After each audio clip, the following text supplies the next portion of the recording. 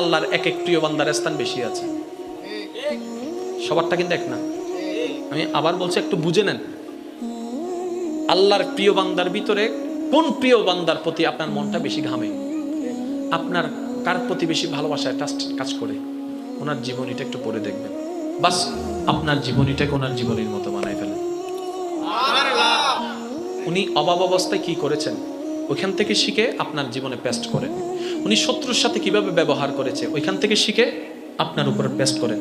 বাস ওইখান থেকে কফি, এখান থেকে পেস্ট, মাঝখানে থাকবে রবের সন্তুষ্টির চাওয়া।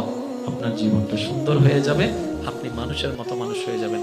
জানেন, আপনার মরণ খবরটা শুনে মাইক দিয়ে আর কাউকে ডেকে আনতে হবে না, এমন মানুষের উচ্চক বীর হবে জায়গাও দেওয়া যাবে না।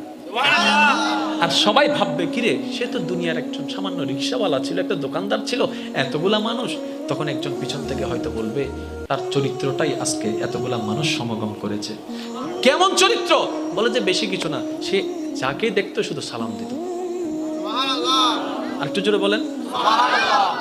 একটা সপ্তাহ কাজ করেন, এক সপ্তাহ আপনি শুধু নিজেকে পরিবর্তন করার চেষ্টা করেন, দেখবেন আপনি যে অন্তরে শান্তিটা পাবেন, এই এত জন্মে আপনি সেই শান্তিটা পান নাই।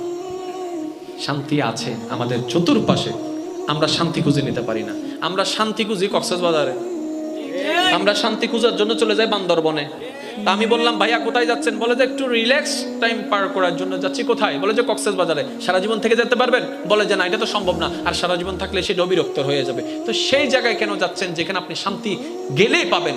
এমন ভাবে নিজেকে তৈরি করুন, আপনি যেখানে বসে থাকবেন সেটাই শান্তির হয়ে যাবে। আপনি যার সাথে বসবেন তার মন শান্তির হয়ে যাবে। একজন ভারাক্রান্ত হৃদয়ওয়ালা আপনার সাথে এসে দেখা করে আপনার মুস্কি হেসে দেখে তার মনটাও খুশি হয়ে যাবে। এটা না বাহাদুরি? যদি কক্সবাজার যাইলে মন শান্তি হয়, বারবার দম ভরে দূর দূর দূর দূর দূর দূর দরকার।